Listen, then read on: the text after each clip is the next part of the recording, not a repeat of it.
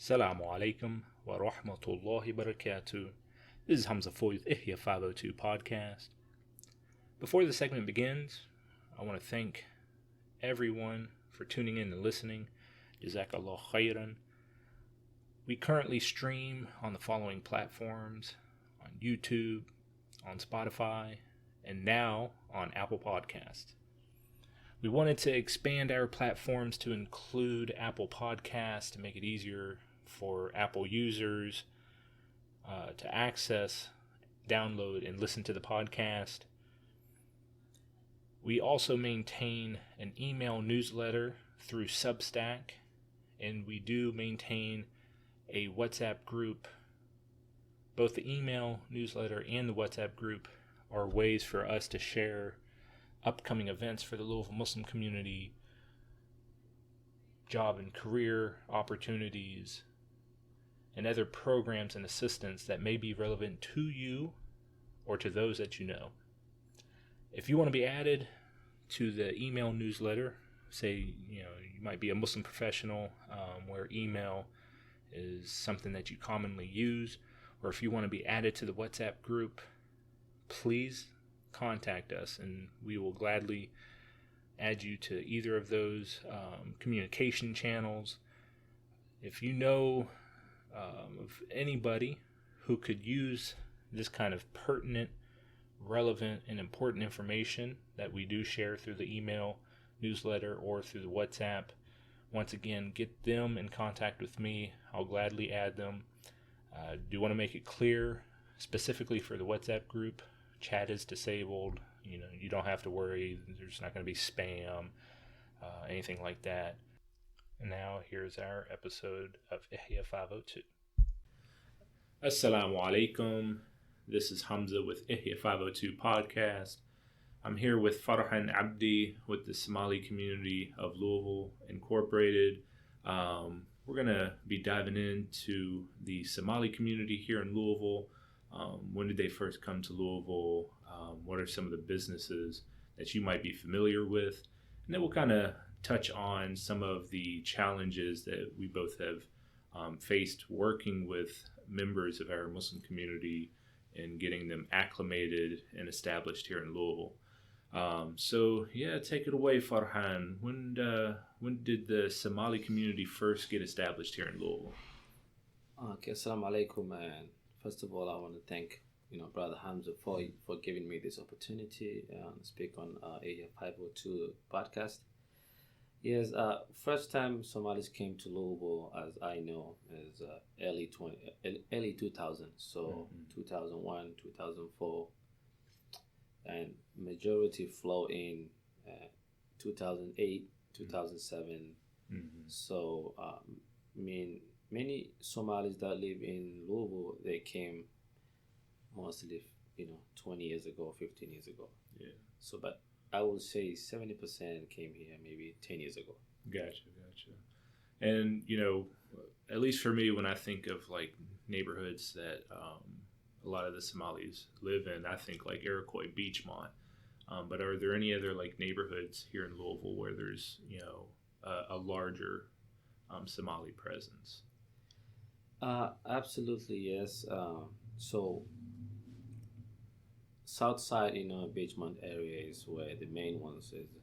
But also right now, Butcher, 540218 zip code is becoming more popular because of access to mosques and access to diversity, businesses. Yeah. Also, West End, we have, maybe 100 families that own, houses there that they just reside in that area. Also,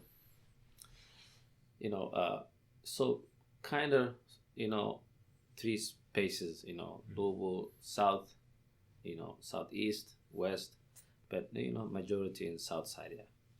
Gotcha.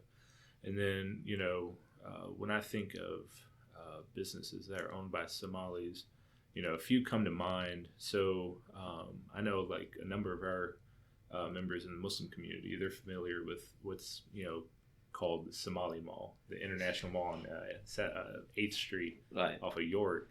Are there any other, popular Somali-owned businesses that you can kind of speak on? Yes, for the last 7 years, Iroquois shopping minor, Iroquois shopping center is becoming more like close to Somali Mall. The reason why is there is Al Hidayah Mosque, there is like 3 different restaurants that are owned by Somalis. There's one building that has over 7 Somali business owners. So yeah, we have one company that does logistics. We have a company that does medical transportation in that building, and then we have a company that does money exchange, money trade, sending money back home. Yeah. So there's different businesses, phone shop. They have tailoring. They have barbershop there now.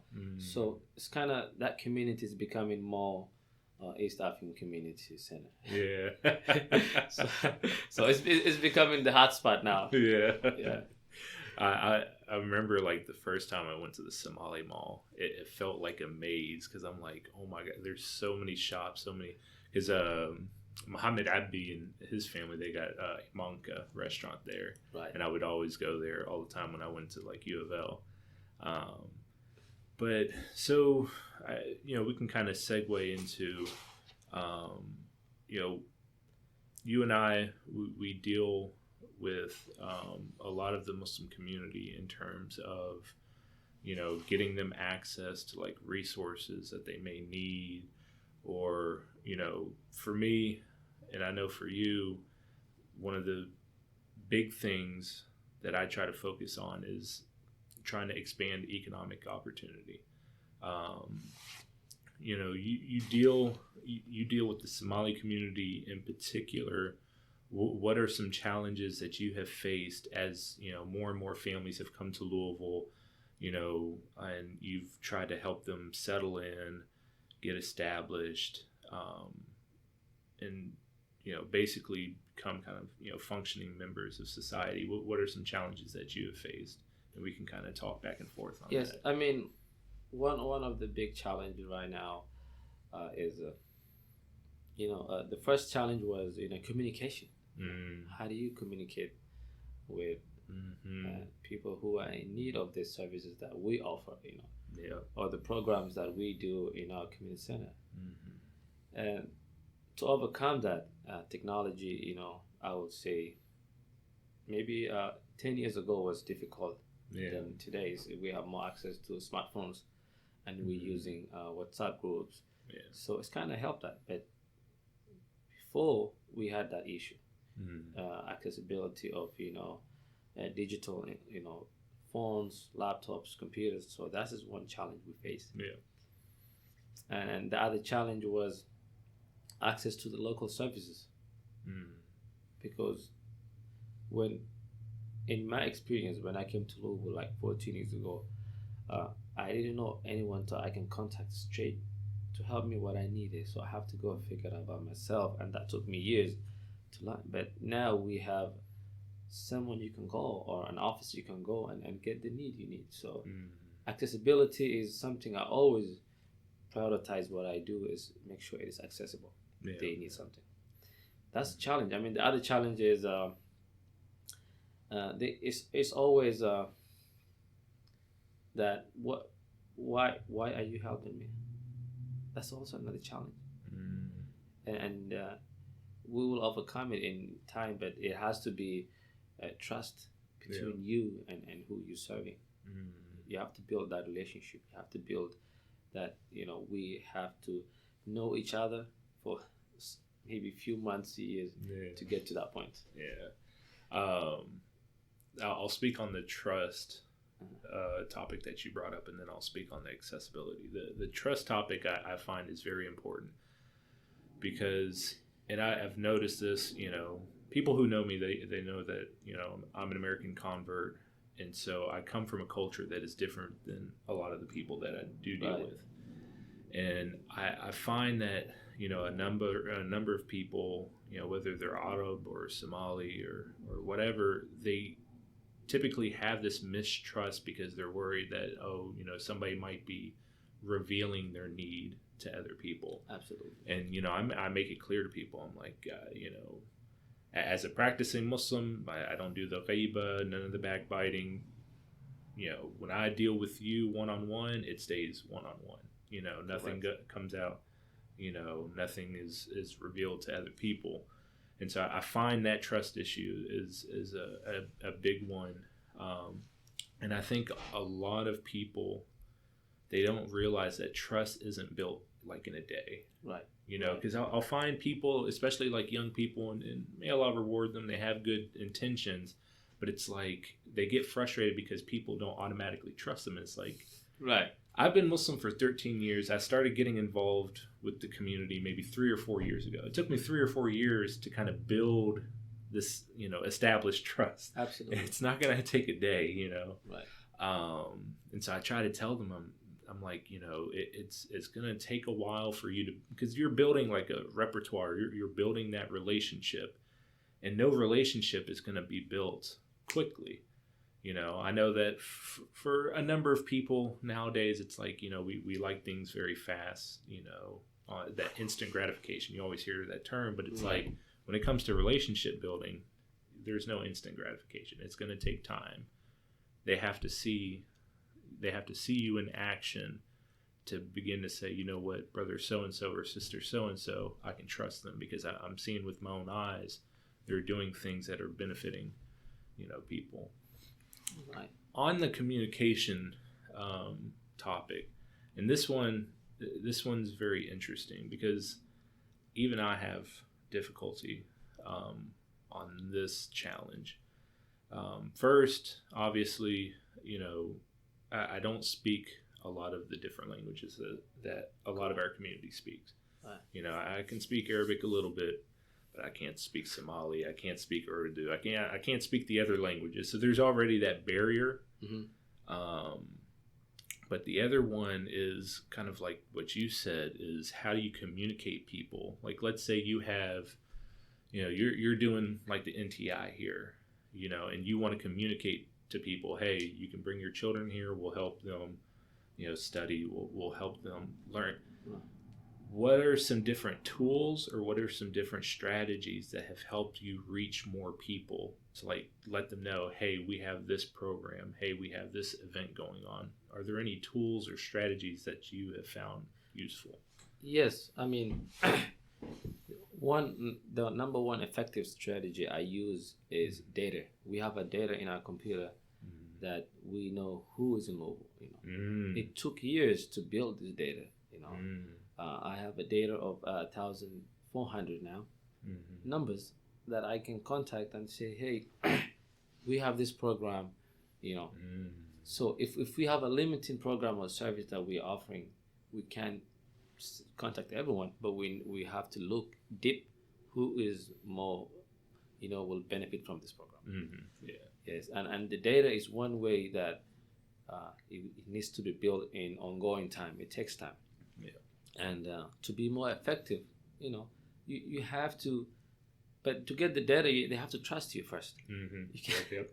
So to get the data, you need, as I said, trust is number one, and you have to build that for a period of time. Mm-hmm. Even if you speak the same language as Somalis or you speak the same language as Arabs, you have to be like consistent of what you're doing. Yeah. For me myself, doing community service work, it's been almost 10 years.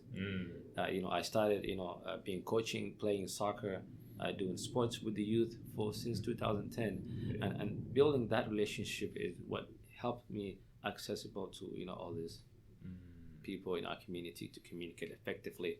I mean, now we're building a WhatsApp group that will have 2,000 people, and the goal is that by the end of the year we'll have that ready. MashaAllah. Inshallah. Yeah.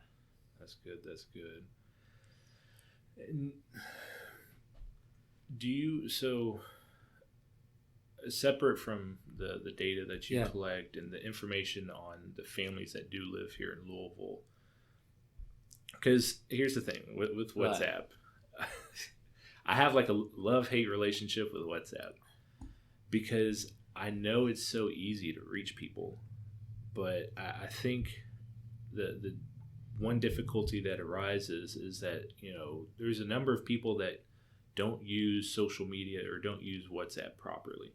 What do I mean by that? Because I've sat down with I sat down with like an elder in the community, and I kind of just hashed it out with him. I was like, if you're on WhatsApp, for example, and you have like 10, 15 groups that you're in, 15, 20, chats opened up, I was like, how are you able to focus? Because for me, I have like OCD. I have 3 chats pinned on WhatsApp, and I only stay in maybe the maximum like 10 groups. And I mute them all, but I check them. Because like these are groups that I'll stay in because there's something relevant. Right. There's a good reason why I'm staying in the group. But I feel like some people that use like WhatsApp or even Facebook and that sort of thing, it's like, we have like a lot of information overload if you're not very intentional about how you use it. Correct. And I try to use WhatsApp effectively, but I also, like you said, you have to personally reach out to people. Right. Personally. And I've realized that because some people, they think, oh, I'll make this group on WhatsApp, I'll send stuff out, people will respond. It's like, I tell them, it's like, that doesn't always work. You're going to have to like personally reach out. And I'm glad that you mentioned the fact that like you guys keep track of the Somali families here in Louisville. That's very like smart, because if you have to reach out to specific people, you have the means to do so.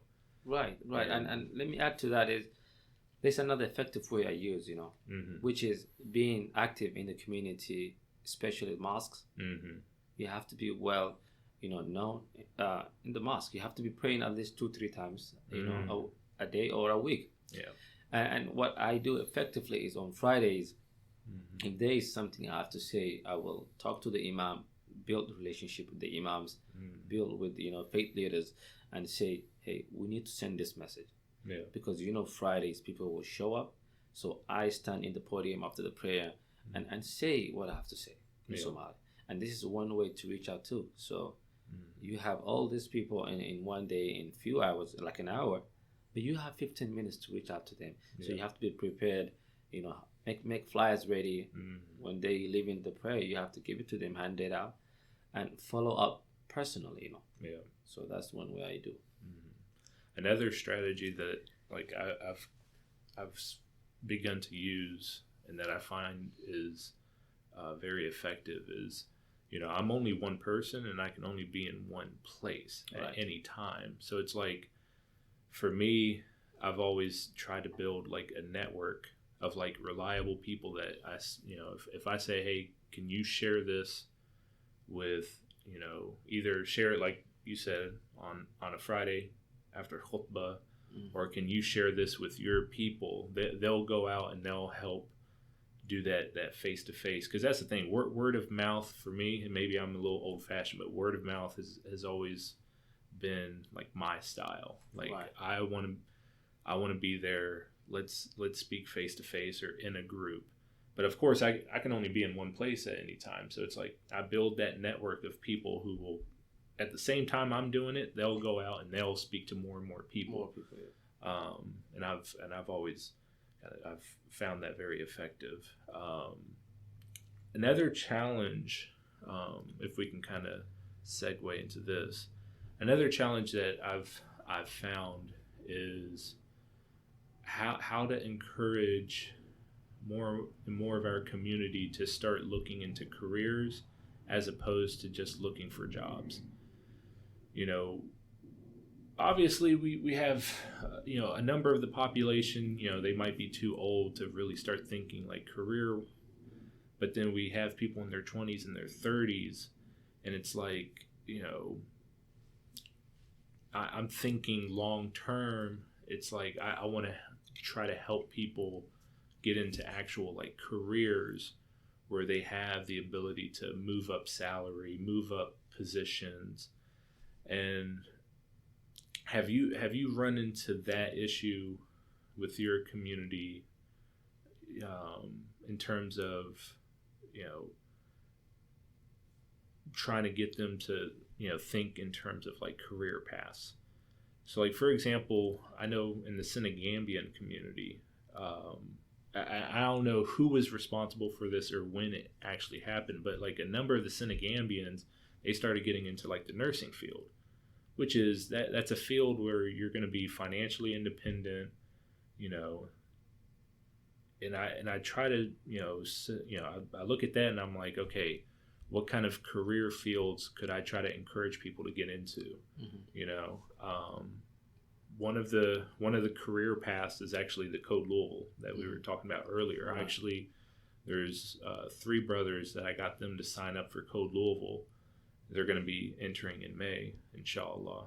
But it's like trying to get people to think not just jobs, like the minimum wage jobs, but how can we get into careers where we'll be able to take care of ourselves, we'll be able to contribute to the community, you know. Right. Yes, I mean, that's a challenge. To get people to different careers is a challenge, especially in my community, Somalis, because I always look in, you have to understand where these people are coming from. Yeah. And you have to understand what they've been through to get them where you want them to be. Yeah. So for the Somalis, it's different than when you look at maybe Pakistani or Senegambia, because you're dealing with someone, maybe his education level is middle school. And is it easy for him to join Code Louisville, or is it easy for him to start a business? So we have to look into that. You have to understand that perspective. Like right now in the Somali community, the trend is being a truck driver profession, you know. Yeah. And I know a guy who does not even speak, English, making 100,000. Mashallah, yeah. So, him coming up saying, hey, this is what I'm making, talking to someone who he can relate to, will do the same thing. Yeah.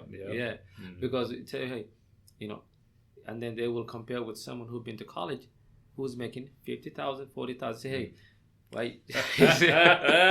That's true. No, it's true. So that's the reality. Yeah, it's about who you close with. Yeah. And I see so many young guys who are, looking into these positions of tracking. Like I have 2 younger brothers who are track professional. They drive tracking.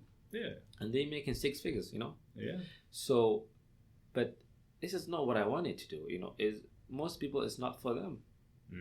But it's also what is the trend in the community. Yeah. So the trend is that they see a guy who's been here for 2 years having his own house, having family, living a good life, just making out of, what he likes to do. But most of them, they don't want to do that. So you're right. You have to talk about other accessibilities when it comes to employment. Yeah. So employment accessibility is an issue. But we have to talk about it more. Like Code Louisville, you have to say, Hamza, Code Louisville, if you do this, you will get paid this amount of money. Yeah. And people will look into it. It's just more about what is in the trending. I think that is the key. And see, you bring up a couple of good points because, for example, there'll be like other like Muslim converts, like African American and white American converts that might have like an established career already, and they'll say, what's the difficulty with trying to help the other people in the Muslim community get to that position? And I tell them, I was like, you have to put yourself in their shoes, right? Because we have a number of people in our community. For example, you said like the Somalis, they've only been here maybe 15, 20 years max, and then you also have people that just got here, like the Syrian refugees, they got here maybe max 5 years. Right. And it's like, okay, you've already got the English, like the difficulty trying to learn English. Right. So that's going to block them from certain opportunities. And I like what you said about like entrepreneurship and business ownership, because usually we think, and especially Americans, when we think of like jobs or careers, it's either, go to college or trade school. But it's like, no. There's a third, and that's business ownership, entrepreneurship. And I've learned a lot that in the Muslim community, that's a very popular, route to go. And it's a very lucrative route to go. So I tell people, it's like, it's not just college, it's not just trade schools. you've got a lot of people that end up owning businesses, end up, starting businesses. But yeah, I mean, the other thing that you brought up was when you don't explain to people, we can talk all day about here's this career path. Let's say IT. Right. Okay, but if you don't explain to them the steps to take to get into that field and what is the benefit, then oftentimes people kind of lose interest because it's like, it's almost like you're asking them to gamble, like take too much risk because it's like, okay, I don't know what I'm doing to get into this career. I don't know what the benefit, what the salary is. So it's like, why would I want to take that risk? Right. And I learned, throughout the years, the more that you show people the steps and the more that you can show that there is a benefit at the end, that's when people are going to say, okay, it's not too risky then. Like I will, I'm going to try to pursue this path, whether it's IT, whether it's some other career or even business ownership. Mm-hmm. And yeah, because I see like a number of the young people, they get into like the mid-level marketing schemes and stuff. Right. Why? Because they're very good. Like the mid-level marketing schemes are very good at kind of waving a carrot on a stick and saying, hey, if you come join us, you'll make this money. Obviously they don't make that money, but it's you're enticing people into getting into that kind of stuff. Absolutely. I mean, like right now the trend on millennials in my community is trend in seeing these YouTube videos showing a guy Lamborghini, private jet to do this, Bitcoin or trading, but that's not the reality. The reality is what's happening in your community. Like one thing I can give you an example is when I was in college, I did a business that I was making 6-figure, and I didn't like it because I did not have that time to put it on. But I show it to other young guys who are in my community. They are doing it by now. Is a medical transportation. Taking people from appointments to medical like dialysis, and that business it only needs maybe high school education just to do that business. And I know some young guys in Louisville who are Somalis, been here 5 years, who are making 6 figures, but I mean they choose to do that. They can do it. They need someone to show them. Like they can come to me and I will show them, hey, this is what you need to do because I've been to that road. Yeah. But I say, so it's always it takes time and people has to be patient. Patient is one thing we lacking in our communities, but you have to be patient. It don't matter how many years it will take you, but you will get there. But you have that, patient. And I explain to young folks is, hey, if you want to do this, you have to be doing this for maybe next 5-10 years and see if you're going to like it. If you're young, it's okay. Move on, do something else. You don't have to do what everyone else is doing. But it's all about what you like to do. For me, is do I enjoy what I'm doing? That is the key, and inshallah. So are there any other challenges that you kind of want to discuss? Yeah, I mean, the other challenges is cultural difference, man. That's a big challenge, to be honest. And we came to America and we have all these different cultures, different backgrounds. Like, let me say, me as a Somalian, I grew up where I only see 2 cultures. Like I grew up in a refugee camp in Kenya, which is only Kenyans and Somalians. That's all I know. So you come to the U.S., you were in the middle of 100 people different, So it's a challenge, and you will make mistakes. It's okay. Don't take it, don't take it so deeply. Say, hey, I will learn. I will get out of this. This is, people talk about diversity, but they don't talk about what it means. What is inside of it. How do we, understand each other? Like a Somali person, they don't want to be personal space. Like you can't come very close to them and talk to them. They feel disrespected. So you have to learn that. You see, so it will take time. But I see someone who will not even Somali, or they will say, hey, Somalis are this. We will say negative thing about them, but they don't even have a Somali friend. And I say, make a friend with if you're interested, and learn from them. That's how simple it is. And see, that's the thing is, I don't think people understand that there are challenges that come with this diversity. And mashallah, I mean, it's beautiful that we have so many different people, but like you said, I think we don't think deeply enough about culture, because culture isn't just like, oh, the clothes you wear, the food you eat. Like, I hate to say it, but a lot of Americans, that's what we think. It's like culture. Right. Oh, it's, you know, it's biryani and sukar and shai and, oh, you know, dirak and jilbab. And that's not culture. Like, okay, that's like the outside.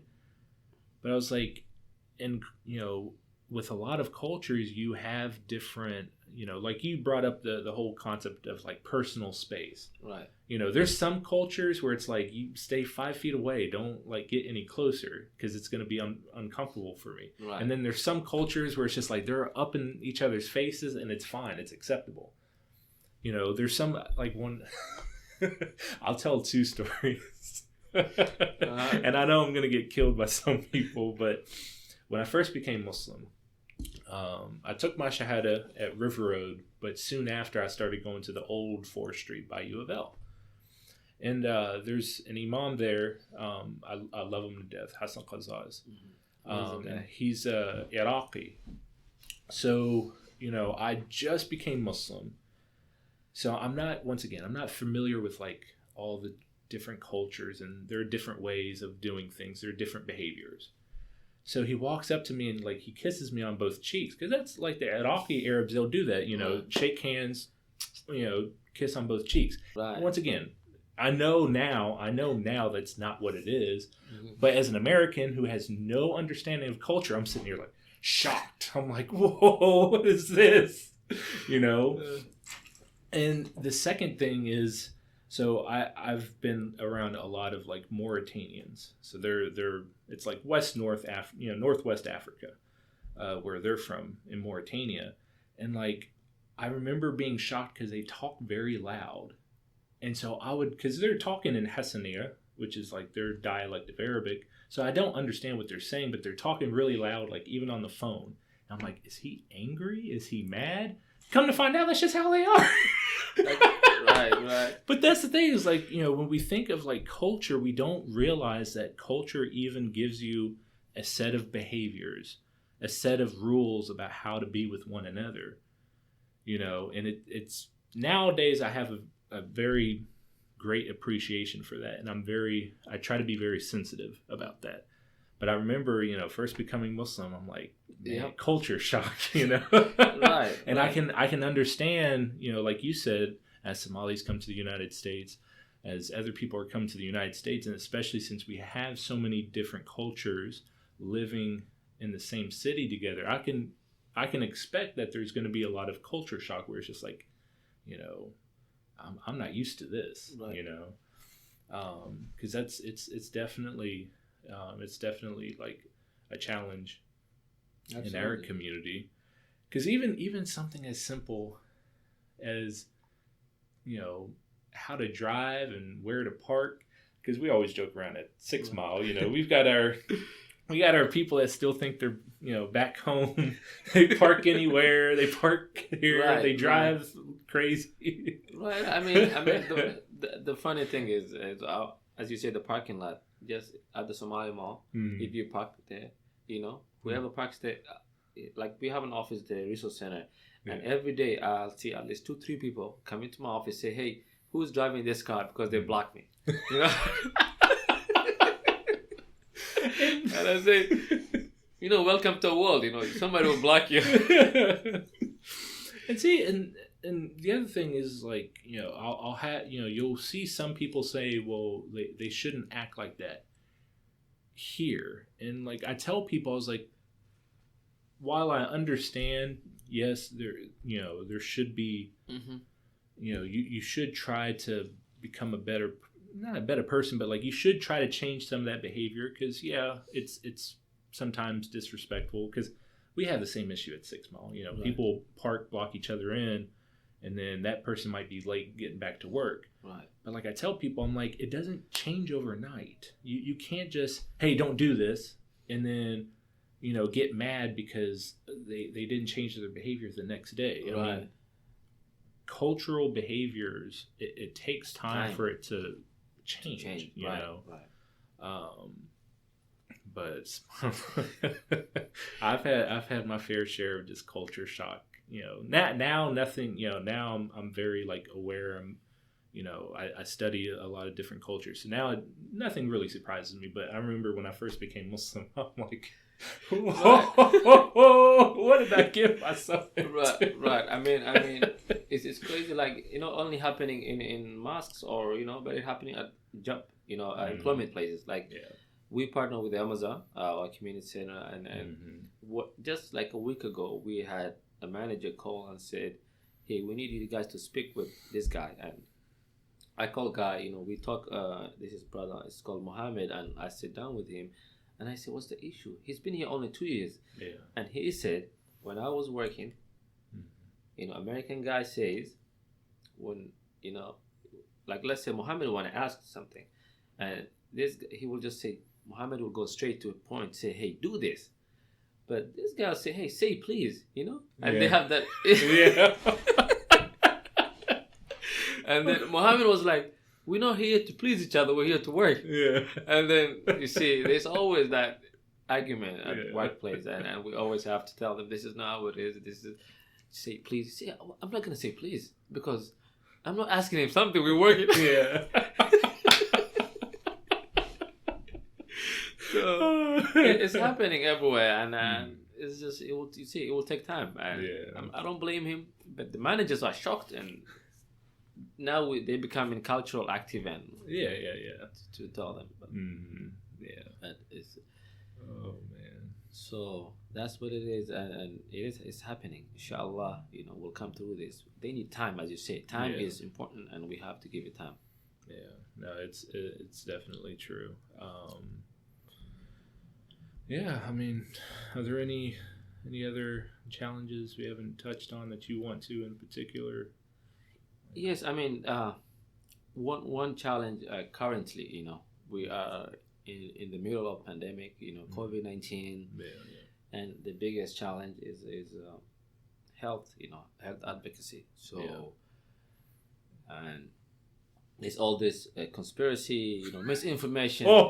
So, don't get me started on that. Yeah, so we're going through that, but we have to take the lead and take the blame and take the responsibility and mobilizing the community to fight this COVID. That's one thing I would like to say.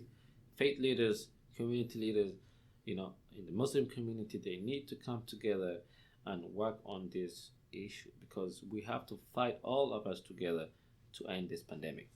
It don't matter where you're from, it's a matter of one community, because we don't want to lose people.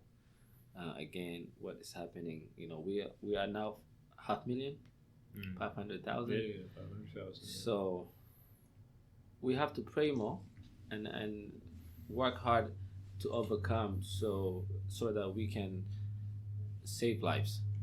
And get back to normal. See, one thing that I've observed, and unfortunately I have encountered,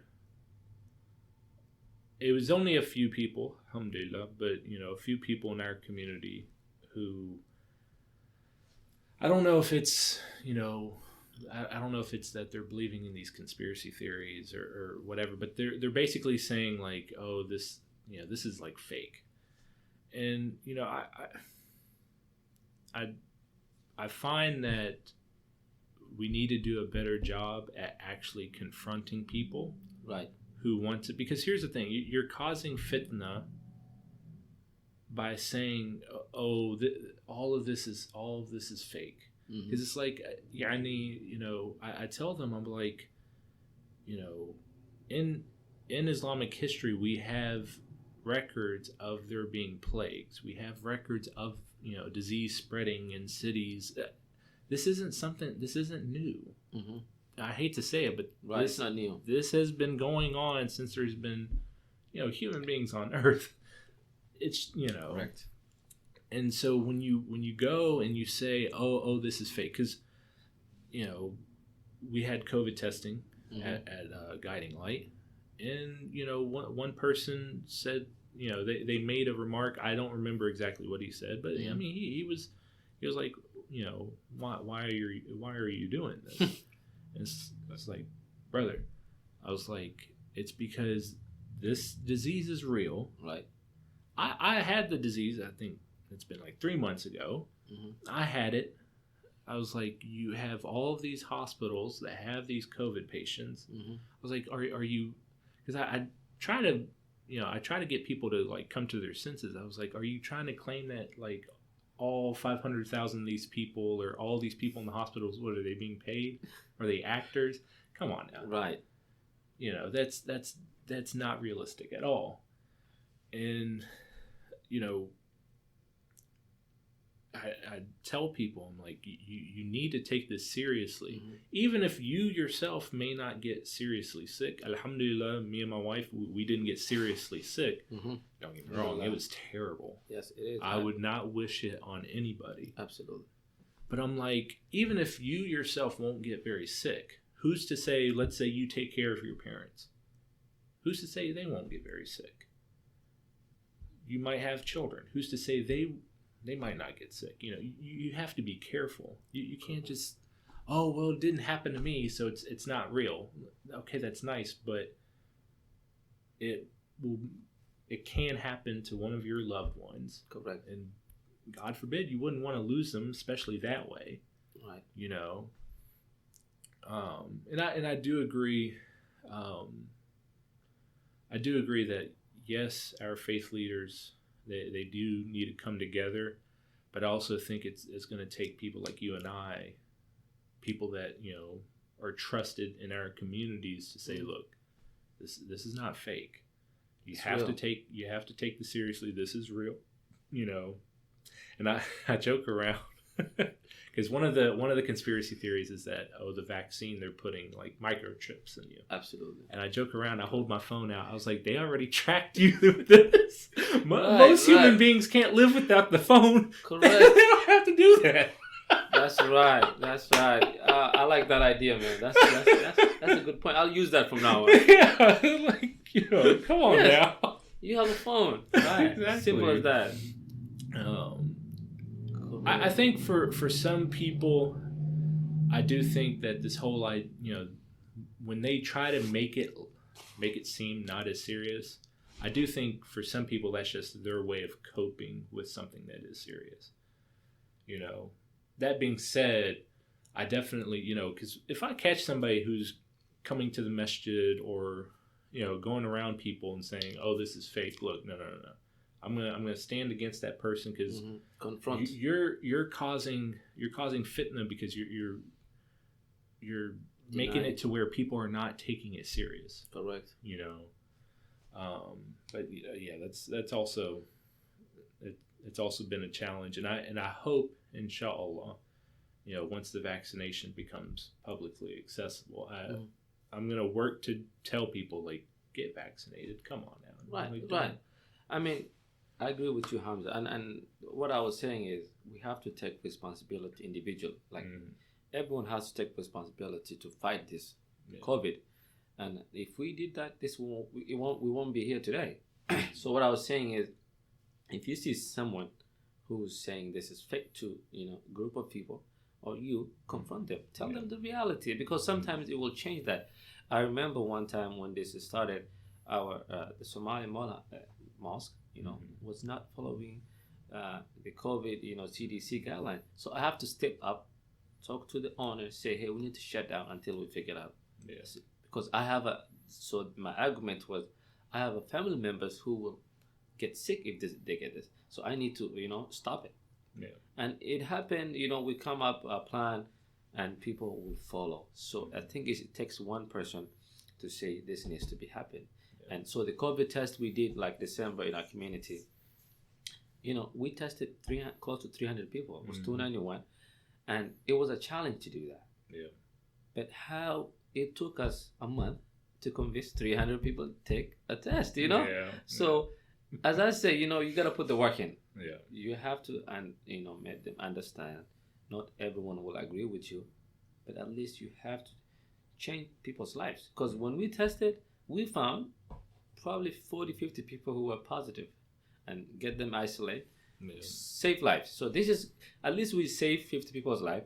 Mm-hmm. And this is what I was saying is, faith leaders, they need to be constantly telling people about the COVID, guideline. Yeah. They need to constantly remind them, because we remind each other about, on Fridays, fear God, be good a Muslim. But we have to and also remind to be taking precautions. Our scientists, our doctors, our government, what they say, we have to follow. Islamically, it says you have to follow your government, no matter where you are in the world. Yeah. The rules is what you gotta go with, and that's how Islam teaches.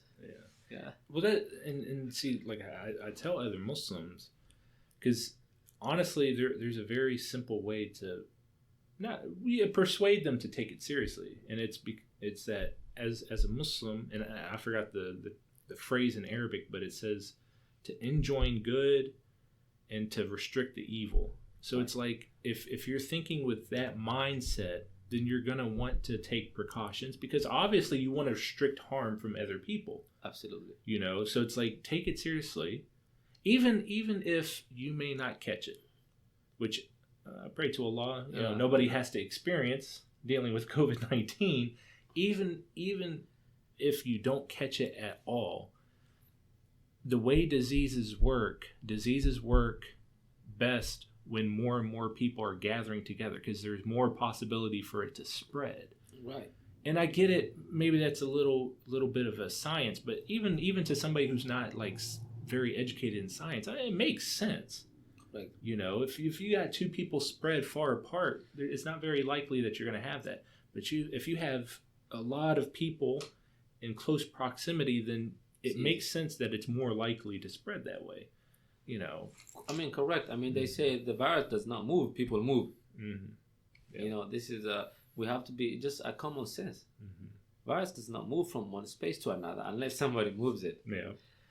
And it's crazy because, like, if you look back at like the time of like the early Muslims, so like there was a plague. I believe it hit the Muslims around the time, I think, of Umar Khattab, when he was a Khalifa. What did they do? They restricted the travel, because they, once again, they weren't scientists back then, but at least they kind of understood, okay, let's not have so many people, meeting with one another, try to restrict the way the disease spread. Okay, let's, and that was their way of trying to fight back and make sure that the disease didn't affect as many people. So it's like, if they did that back then, we can do it now. It's not, Correct. I agree. And as I said, like, from my experience, I pray most of my prayers at Guiding Light. You guys are doing a great job, reminding people about the mask. I see Brother Amin tell you, put your mask up a little bit. Some people, they put it under the nose, say, put it up. This is what needs to be done. If everyone takes responsibility, things will end.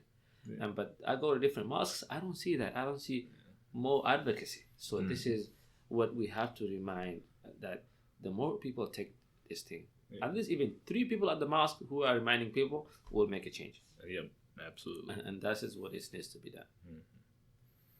All right, well, Jazakallah khairan, Farhan. Is there any last thoughts you want to share? Right now, any thoughts I want to share is just in our communities.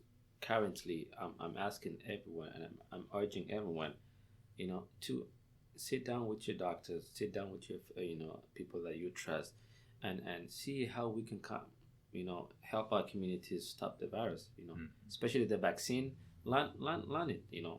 Talk to the people who are well educated about science, and so learn from them. And try to spread the truth. Please don't spread, lies and conspiracy. Just if you're not saying something right, just be quiet. Yeah. Thank you. Jazakallah khairan, Farhan. Again, thank you for joining Ihya 502. It's a pleasure speaking with you, man. Thank you, brother. Thank you. Anytime.